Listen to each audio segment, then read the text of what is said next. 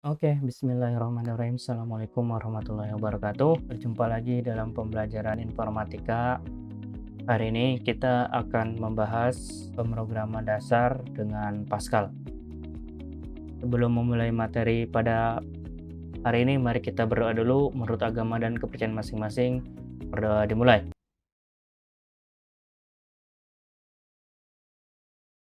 Doa selesai. Oke, teman-teman, hari ini langsung saja kita akan membahas materi seputar pemrograman dasar dengan Pascal. Nah, jadi teman-teman yang akan kita bahas yaitu menggunakan bahasa pemrograman yaitu Pascal. Banyak bahasa pemrograman lain yang teman-teman bisa pelajari di luar kesempatan ini, tapi kita hari ini akan fokus dulu menggunakan bahasa pemrograman Pascal. Pada materi sebelumnya kita sudah bahas yaitu terkait dengan algoritma. Nah, nanti apa hubungannya algoritma dengan pemrograman, teman-teman? Nanti kita akan bahas di pembahasan selanjutnya. Nah, teman-teman, sebelum melangkah lebih jauh kita membahas pemrograman dengan Pascal, mungkin saya ingin ngasih tahu dulu stimulus kepada teman-teman. Nah, mungkin teman-teman familiar ya dengan logo-logo aplikasi ini. Nah, ini ada logo Facebook, ada logo Instagram, ada logo YouTube, ada logo Windows 10, ada logo Google, ada logo Microsoft Office. Nah, teman-teman, jika teman-teman pernah menggunakan aplikasi ini, nah aplikasi ini awalnya dibuat menggunakan algoritma, teman-teman. Seperti yang sudah kita bahas di pertemuan sebelumnya, yaitu algoritma ya. Nah, setelah aplikasi ini melalui proses algoritma, teman-teman, ingat ya, karena algoritma itu hanya dimengerti oleh manusia dan masih menggunakan bahasa-bahasa manusia, belum menggunakan bahasa-bahasa mesin, belum menggunakan bahasa-bahasa komputer. Makanya algoritma ini perlu diterjemahkan terlebih dahulu ke dalam bahasa mesin atau ke dalam komputer. Jadi algoritma ini supaya dimengerti oleh komputer harus diterjemahkan dulu. Nah, proses menerjemahkan algoritma ini supaya dimengerti oleh komputer itu menggunakan yang namanya tadi, teman-teman, yang menggunakan yang namanya bahasa pemrograman. Nah, bahasa pemrograman. Jadi algoritma yang dimengerti oleh manusia bisa supaya dimengerti oleh komputer yaitu menggunakan yang namanya bahasa pemrograman. Jadi bahasa pemrograman ini sebagai jembatan antara bahasa manusia dan bahasa komputer gitu ya. Jadi saya ulangi sekali lagi bahwa pemrograman itu ibarat sebagai jembatan antara bahasa manusia atau algoritma ini ke dalam bahasa komputer gitu, teman-teman. Nah, semua aplikasi ini awalnya dibuat menggunakan algoritma dulu supaya orang-orang awam mengerti bagaimana cara menggunakannya, bagaimana proses kerjanya, dan kemudian setelah algoritma disempurnakan, kemudian dibuatlah aplikasinya, baik Facebook, Instagram, YouTube, dan lain-lain. Dibuat aplikasinya yaitu menggunakan bahasa pemrograman, teman-teman. Nah, kebetulan bahasa pemrograman yang kita buat atau yang kita pelajari pada pagi hari ini yaitu terkait dengan bahasa pemrograman Pascal ya. Oke. Pascal. Kita kenalan dulu dengan Pascal. Oke, bahasa Pascal. Kita kenalan dulu ya, teman-teman. Oke. Pascal ditemukan oleh seorang ilmuwan, ini namanya Dr. Niklaus Wirth dari Swiss Federal Institute of Technology ya. Nah, Dr. Niklaus ini, teman-teman, dia adalah salah satu anggota yang menciptakan ALGOL ya. Salah satu anggota yang menciptakan ALGOL. Nah, apa itu ALGOL? ALGOL adalah bahasa pemrograman untuk keperluan pengetahuan. Jadi, untuk keperluan pengetahuan. Selanjutnya, Pascal termasuk bahasa pemrograman tingkat tinggi sehingga dibutuhkan compiler atau tools pengembang yang berfungsi menerjemahkan bahasa ke dalam bahasa yang lebih dimengerti oleh komputer. Nah, teman-teman, Pascal termasuk ini ya, bahasa pemrograman tingkat tinggi. Maksudnya gini, teman-teman, bahasa pemrograman tingkat tinggi yaitu manusia ketika menggunakan bahasa Pascal ini itu ada sedikit istilah-istilah yang dimengerti oleh manusia, teman-teman. Jadi ada beberapa kata dalam bahasa Pascal yang dimengerti juga oleh manusia gitu ya. Jadi Pemrograman tingkat tinggi yang pertama adalah dia bahasanya bisa dimengerti oleh manusia, bisa dimengerti oleh manusia. Oke. Nah, karena dia dimengerti oleh manusia, teman-teman, otomatis dia membutuhkan yang namanya compiler. Nah, compiler ini kemudian yang akan menerjemahkan ya, nih. Compiler ya, dia yang akan menerjemahkan bahasa tadi, bahasa-bahasa tingkat tinggi yang dimengerti oleh manusia ke dalam bahasa yang lebih dimengerti oleh komputer. Karena Pascal dia menggunakan bahasa pemrograman tingkat tinggi dan di mana ada kata-kata yang dimengerti oleh manusia, makanya Pascal membutuhkan compiler, teman-teman. Nah, tadi compiler berfungsi untuk menerjemahkan bahasa-bahasa tadi ini, bahasa-bahasa tingkat tinggi yang mengandung istilah-istilah yang dimengerti oleh manusia ke dalam bahasa yang lebih dimengerti oleh komputer. Misalkan dalam Pascal nanti teman-teman akan mengenal kata-kata istilah write ya. Nah, write ini kan bahasa manusia, kita manusia ngerti nih, tapi komputer nggak ngerti kata write ini, makanya dalam bahasa Pascal dibutuhkan yang namanya compiler untuk menerjemahkan write ini supaya dimengerti oleh komputer. Itu salah satu contoh bahasa tingkat tinggi ya. Jadi kita manusia ngerti gitu istilah-istilah atau kata-kata yang ada dalam bahasa pemrograman. Nah, gitu ya teman-teman. Oh ya, dia juga otomatis menggunakan bahasa Inggris ya, kata-kata dalam bahasa Inggris, karena bahasa Inggris itu kan bahasa internasional gitu teman-teman. Nah, beberapa compiler Pascal diantaranya ini ya, tools-tools atau alat-alat compiler yang mengerti bahasa Pascal, diantaranya yaitu GNU Pascal, Pre-Pascal, DePascal, dan Turbo Delphi. Nah teman-teman, untuk proses pembelajaran kita nanti di pertemuan selanjutnya teman-teman akan praktek, kita nanti akan praktekkan yaitu menggunakan software Pre-Pascal. Nah, software ini tersedia di semua platform ya, baik yang menggunakan Windows, MacBook, dan Android ya. Di Android ada teman-teman. Nanti teman-teman kalau misalkan tidak punya laptop, teman-teman akan menggunakan Android ya. Nanti saya akan coba praktekkan bagaimana cara mengcoding Pascal di Android gitu teman-teman. Oke, kita lanjut ya. Itu seputar terkait dengan Pascal. Jadi Pascal ditemukan oleh Niklaus Wirth dari Swiss Federal Institute of Technology. Dia merupakan bahasa pemrograman tingkat tinggi sehingga membutuhkan compiler. Nah, compiler yaitu untuk menerjemahkan bahasa-bahasa kita, bahasa-bahasa manusia ke dalam bahasa-bahasa yang dimengerti oleh komputer. Nah, nanti yang akan kita gunakan itu Pre-Pascal ini ya.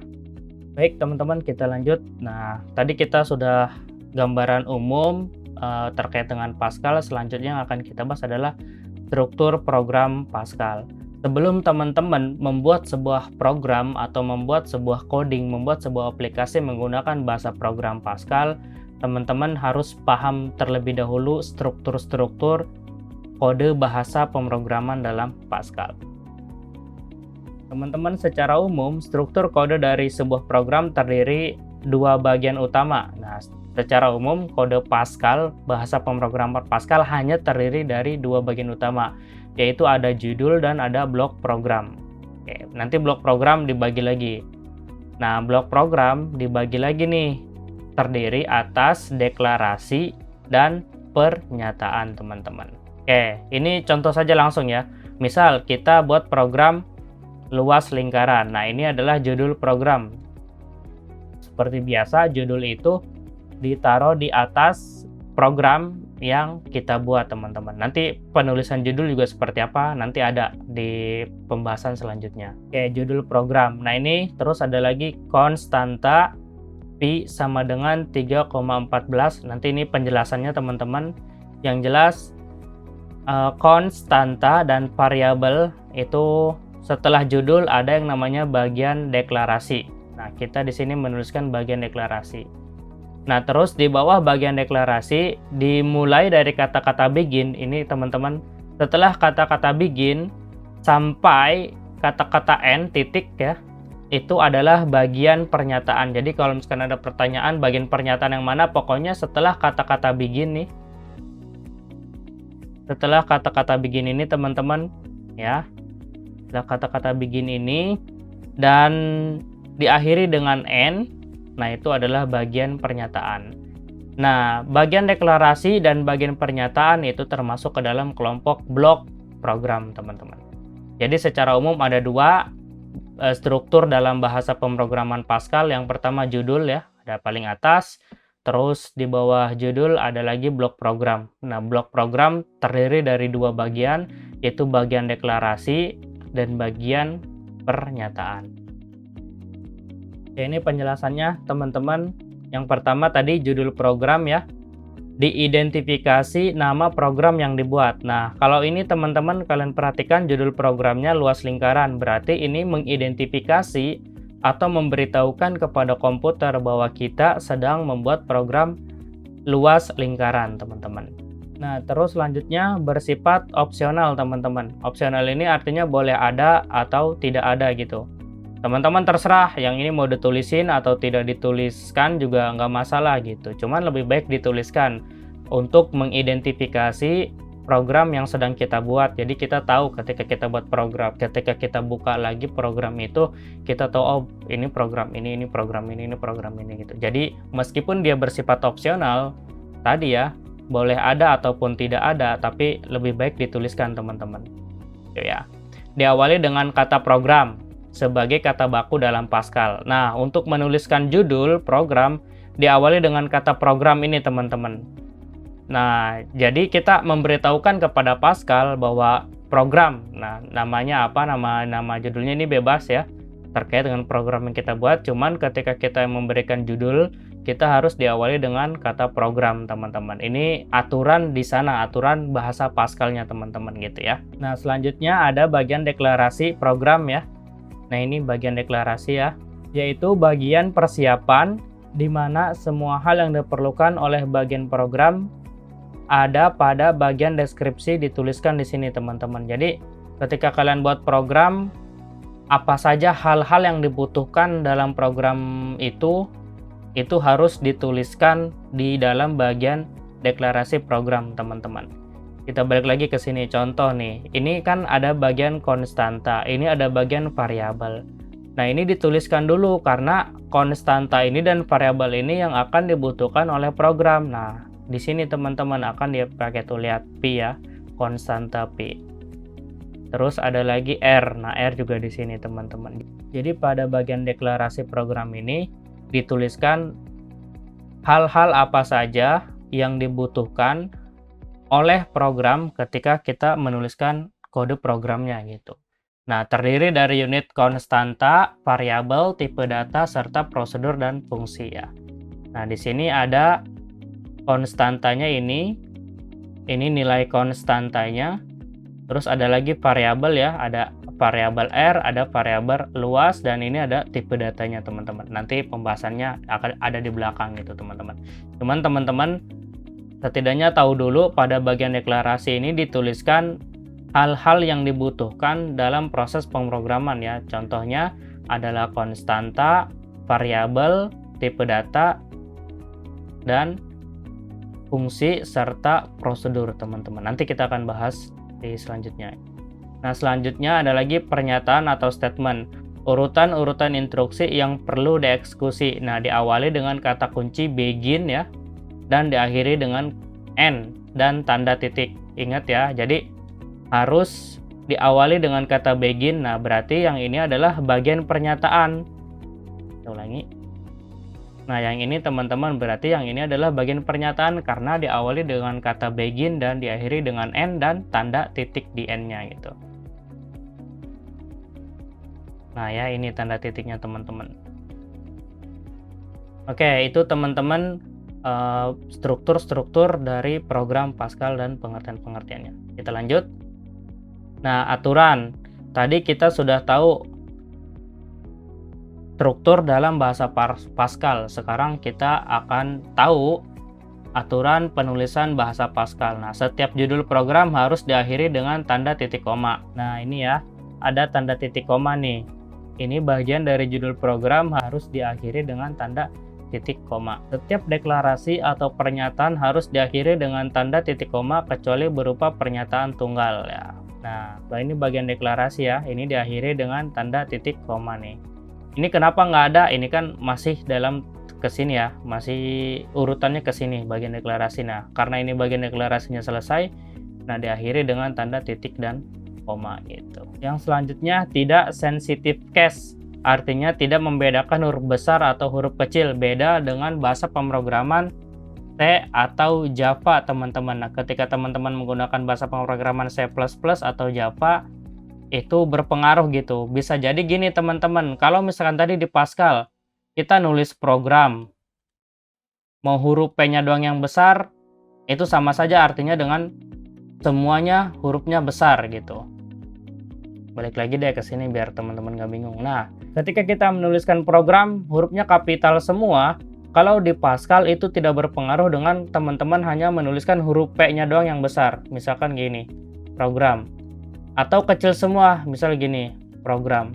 Nah, itu artinya sama saja, sama-sama program gitu kalau di Pascal ya. Nah, baik yang huruf besar semua, kecil semua, atau P-nya besar, itu tidak berpengaruh teman-teman. Kalau di Pascal beda, tadi kalau di C++ atau di Java, atau bahkan mungkin di PHP juga ya, bahasa pemrograman PHP juga, itu sensitive case ya. Pokoknya di Pascal dia tidak sensitive case, artinya tidak membedakan huruf besar atau huruf kecil.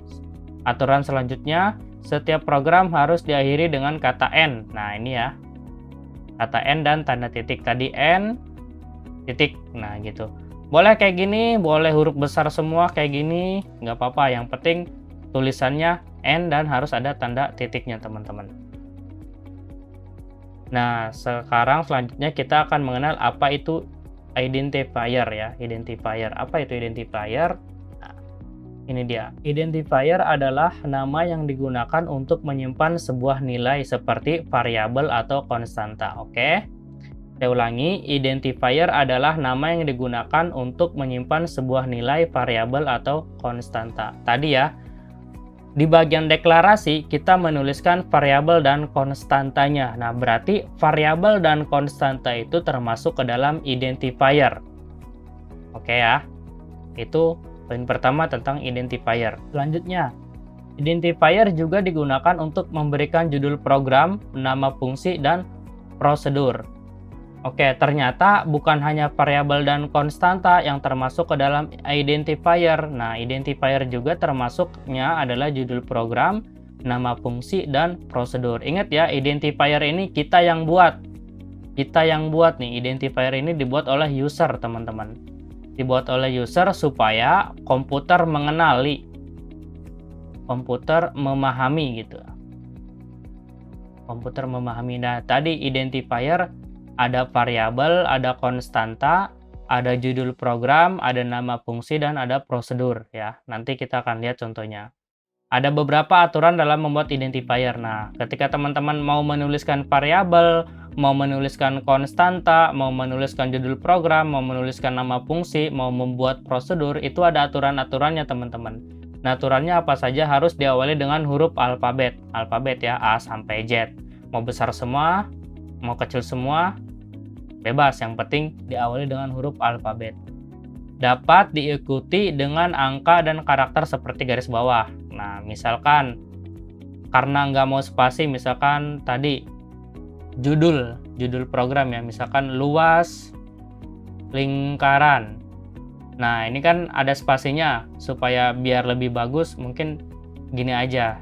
Nah, diakhiri dengan garis bawah gitu ya, supaya lebih kelihatan pemrogramannya gitu ya. Oke. Nah, selanjutnya nih, tidak boleh memuat spasi. Nah, ingat ya, tidak boleh memuat spasi. Nah, untuk mengakali spasi ya tadi menggunakan ini ya, garis bawah, teman-teman. Nah, ini ya, menggunakan garis bawah ini, teman-teman. Tadi tidak boleh menggunakan spasi atau karakter. Nah, tidak boleh menggunakan karakter-karakter ini, teman-teman. Kenapa tidak boleh? Karena karakter-karakter ini nanti termasuk bisa jadi ke dalam operator atau untuk perulangan ya,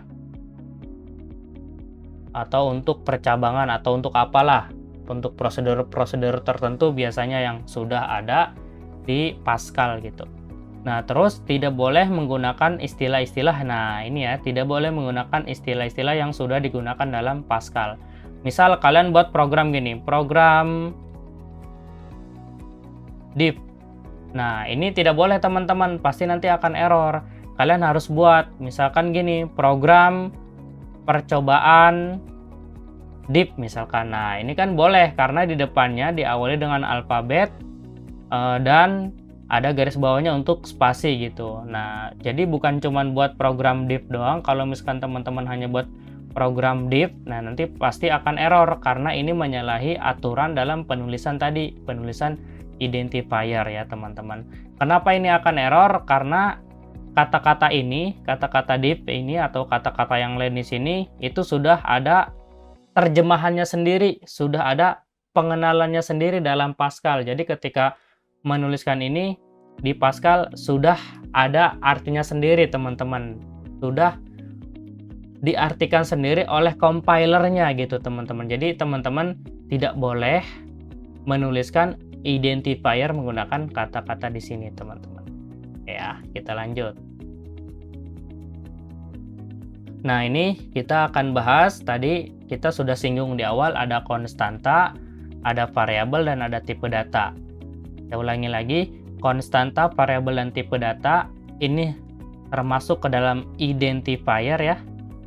Dan ketika dituliskan dia adanya di bagian deklarasi. Oke, gitu ya teman-teman. Jadi biar teman-teman paham gitu.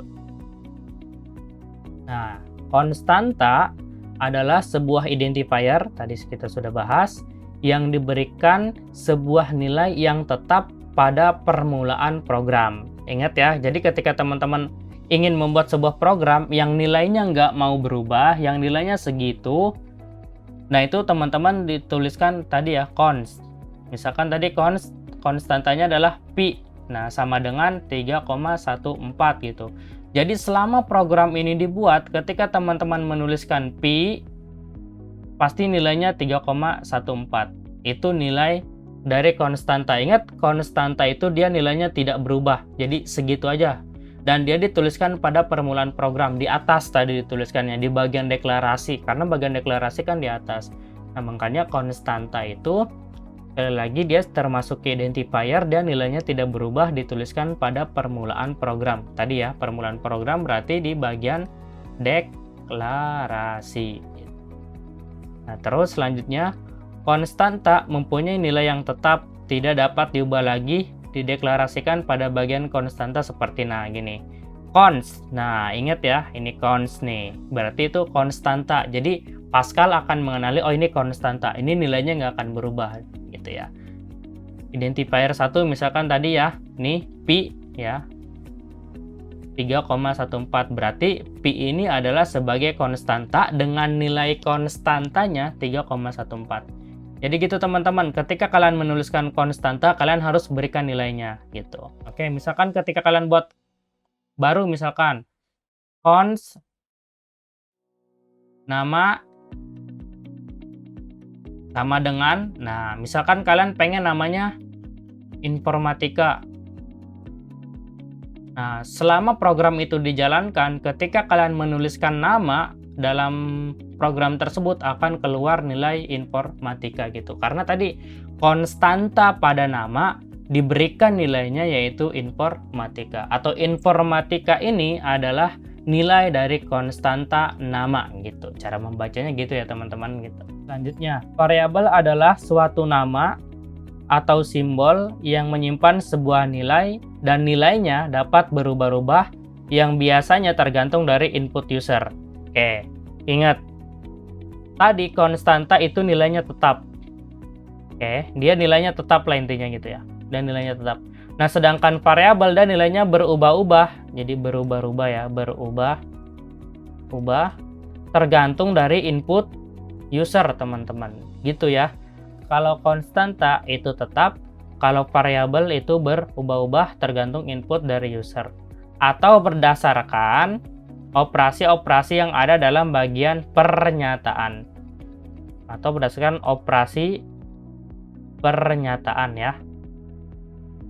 Oke, jadi kalau misalkan ada pertanyaan, kenapa variabel itu berubah-ubah? Nah, variabel bisa berubah-ubah tergantung dari inputan dari user atau operasi-operasi yang ada pada pernyataan. Ingat ya, variabel itu untuk menampung nilai yang berubah-ubah. Kita contoh gini, var nama variabel terus tipe data. Ini cara menuliskannya, var nama variabel tipe data.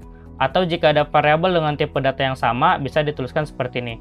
Variabel, nama variabel 1 apa, nama variabel 2 apa, nama variabel 3 apa, tipe datanya apa. Kita balik lagi ke awal ke sini, teman-teman.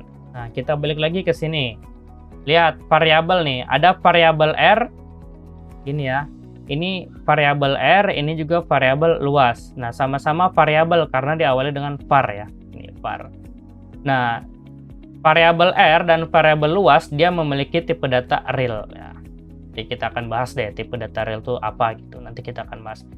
Nah, yang ingin saya tunjukkan teman-teman, jadi variabel R dan luas memiliki tipe data real bisa dituliskan seperti ini. Dan setiap variabel dipisahkan dengan tanda koma. Gitu. Jadi kalau misalkan ada pertanyaan, ini ada berapa variabel? Ini ada 2 variabel ya. Ada variabel R dan ada variabel luas. Tipe datanya apa? Tipe datanya adalah real gitu ya. Jadi setiap variabel itu harus memiliki tipe data, teman-teman. Oke, pendeklarasian konstanta dan variabel merupakan bagian yang paling penting dalam pembuatan program. Oke, jadi dideklarasikan variabel dan konstanta. Tidak boleh kosong, harus ada konstantanya, harus ada variabelnya gitu. Nah, konstanta dan variabel apa saja yang akan diperlukan dalam pembuatan program harus diidentifikasi dari permasalahan sehingga tujuan pembuatan program akan tercapai. Tadi ketika ingin menghitung luas lingkaran kan ada nilai konstanta yaitu nilai pi. Nilai pi ini nggak akan berubah-ubah karena nilainya tetap 3,14. Nah, sedangkan yang nilainya berubah-ubah yaitu nilai R dan nilai luas gitu ya. Itu yang akan berubah-ubah gitu. Makanya konstanta dan variabel harus benar-benar dideklarasikan di awal. Makanya pentingnya buat algoritma teman-teman seperti itu. Jadi di algoritma itu kita bisa mendefinisikan, kita bisa menerjemahkan mana variabel, mana konstanta gitu. Sehingga ketika diterjemahkan ke dalam bahasa pemrograman, kita benar-benar paham gitu, mana yang variabel, mana yang konstanta. Sehingga ketika kita buat program itu tidak akan error gitu. Oke, kita lanjut. Yang selanjutnya yang teman-teman harus tahu ketika bahasa pemrograman Pascal ada yang kelima yaitu operator. Apa itu operator? Nah, operator yaitu pengoperasian variabel atau nilai dengan tipe data tertentu membutuhkan operator. Oke. Operator adalah sebuah simbol yang memberitahukan compiler Pascal ya, yang memberitahukan penterjemah Pascal supaya komputer ngerti atas proses atau instruksi yang kita kerjakan untuk melakukan operasi matematika maupun operasi logika ya. Ada operasi matematika maupun operasi logika. Ada beberapa operator dalam pemrograman Pascal yaitu operator aritmatika, operator rasional, dan operator boolean. Apa itu bedanya? Ini bedanya. Oke, operator aritmatika. Nah, operator aritmatika ini yang berhubungan dengan operasi hitung dari bilangan-bilangan. Jadi operasi hitung dari bilangan-bilangan biasa. Nah, operator ini operatornya nih teman-teman. Nah, ada operator ini berarti untuk menjumlahkan. Ini untuk pengurangan. Kayak ini ya, untuk pengurangan contohnya. Ini untuk mengalihkan. Nah, jadi ketika membuat operator untuk perkalian, kalian jangan tuliskan 7x2. Nah, ini komputer nggak ngerti karena ini dibaca sebagai huruf X, tapi untuk membuat perkalian di dalam bahasa Pascal itu menggunakan tanda bintang ya. Nah, sama dengan berapa gitu. Nah, terus garis miring seperti ini untuk membagi dua bilangan, dan div ini membagi bilangan pertama dengan bilangan kedua, hasilnya adalah bagian bilangan bulat dari hasil pembagiannya. Jadi pembulatan hasil pembagian. Nah, kalau yang mode ini sisa bagian dari hasil pembagian bilangan bulat antara bilangan pertama dan bilangan kedua, yaitu ya. Itu perbedaan div dan mode gitu.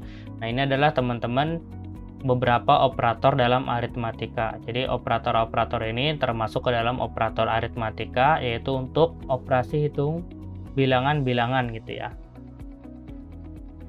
Nah, selanjutnya ada lagi operator relasional. Umumnya digunakan dalam proses pengambilan keputusan atau percabangan program. Nah, jadi operator relasional ini digunakan kalau misalkan teman-teman sudah buat program itu untuk pengambilan keputusan, jadi komputernya bisa mengambil keputusan nih, atau percabangan program gitu ya. Nah, ini ada operator-operatornya teman-teman. Nah, ini sama dengan, tidak sama dengan, lebih besar dari, lebih kecil dari, lebih besar atau sama dengan, lebih kecil atau sama dengan. Nah, 3, ini contohnya pengambil keputusan nih. Ketika kita pengen tahu apakah 3 ini sama nilainya dengan ini, nah itu pakai operator yang sama dengan ini untuk membandingkan sebuah keadaan atau sebuah nilai. Jadi kita pengen tahu apakah nilai ini sama dengan nilai ini atau keadaan ini sama dengan keadaan nilai ini. Nah, itu menggunakan operator sama dengan. Nanti komputer akan menilai ini true gitu. Terus kita juga pengen ngecek nih apakah 3 ini tidak sama dengan 3. Nah, karena 3 ini dan tidak sama dengan 3 ini, kan ini sama-sama 3, nah berarti nanti komputer akan tahu bahwa itu adalah nilainya false. Nanti komputer akan memberitahu kepada kita gitu. Nah, terus kita juga pengen ngecek gitu, apakah 3 lebih dari 6? Kan salah, nah berarti nilainya false. Ini juga dan seterusnya teman-teman gitu ya. Jadi intinya operator-operator ini yaitu untuk sebagai operator relasional untuk pengambilan keputusan atau percabangan program. Kita lanjut. Selanjutnya ada operator boolean teman-teman. Nah, operator yang digunakan pada sebuah statement atau biasa disebut juga operator perbandingan. Nah, ini ya. And, or, not. Nah, jika kedua pernyataan yang dihubungkan bernilai benar, maka hasilnya adalah benar. Jika salah satu saja salah, maka hasilnya adalah salah. Nah, ini contohnya ya. Ini kalau misalkan teman-teman sudah buat program yang lebih kompleks, itu operator boolean. Nah, ini contohnya and, or, dan not. Kita lanjut ya. Nah, selanjutnya yang keenam yang harus teman-teman ketahui ketika berbicara bahasa pemrograman, khususnya Pascal. Nah, yang keenam ini ada yang namanya ekspresi. Apa itu ekspresi? Ya, kita akan bahas.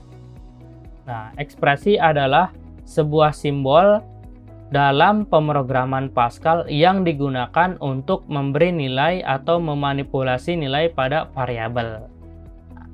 Jadi tadi ketika kita menuliskan variabel, kita pengen ngerubah nilai variabel tersebut gitu ya, karena variabel kan nilainya berubah-ubah gitu teman-teman. Nah, itu menggunakan yang namanya ekspresi gitu, supaya komputer mengenali yang diinputkan termasuk ke dalam variabel gitu. Nah, ada beberapa ekspresi dalam Pascal, yaitu ekspresi assessment, memberikan nilai pada variabel ya.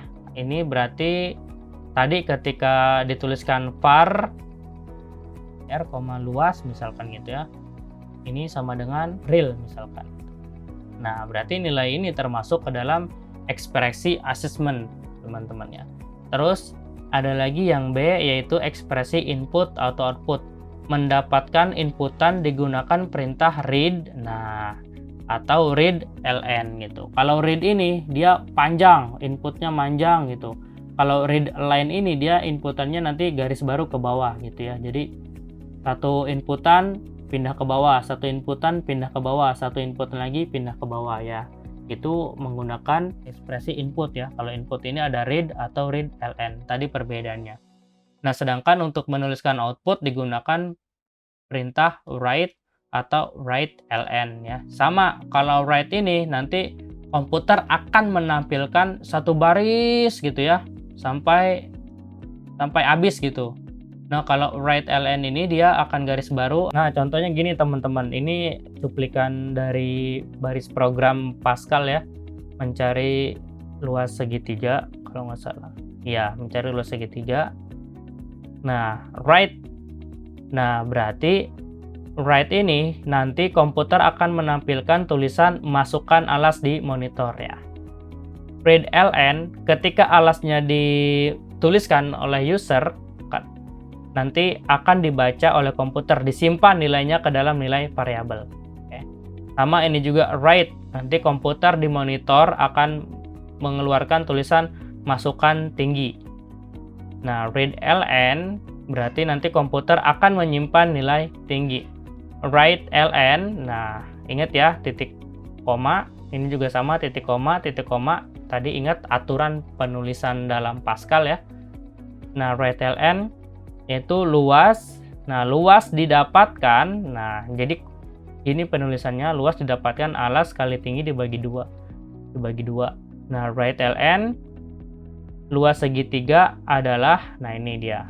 Nanti akan dimunculkan nilai berapa luasnya. Read ln nanti disimpan lagi hasilnya oleh komputer. Nah, teman-teman nanti akan belajar itu. Ini saya pengen ngasih tahu aja ke teman-teman bahwa ada write, ada read, ada write, ada read ya. Write ini sebagai output, read ini sebagai input gitu. Nah, selanjutnya teman-teman, materi selanjutnya yaitu ada materi struktur kontrol dalam Pascal. Nah, yang pertama ada struktur percabangan.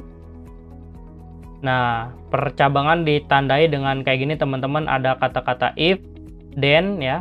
Ada if, ada then ya.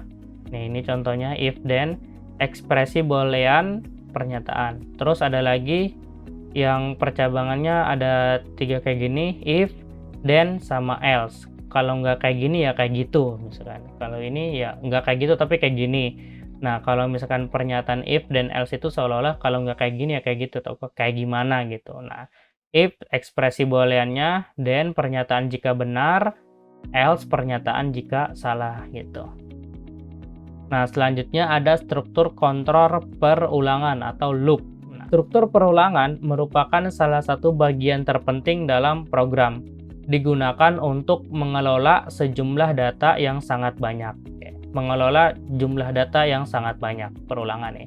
Seperti pengurutan, pencarian nilai rata-rata, perhitungan barisan dan deret, serta pencarian nilai maksimum dan minimum. Jadi biasanya kalau struktur kontrol perulangan ini atau istilahnya loop, teman-teman, dia sering banget digunakan di aplikasi-aplikasi perhitungan gitu, aplikasi-aplikasi statistik dan semacamnya. Oke, ada 3 yang minimal teman-teman harus tahu. Sebenarnya banyak, teman-teman minimal harus tahu 3.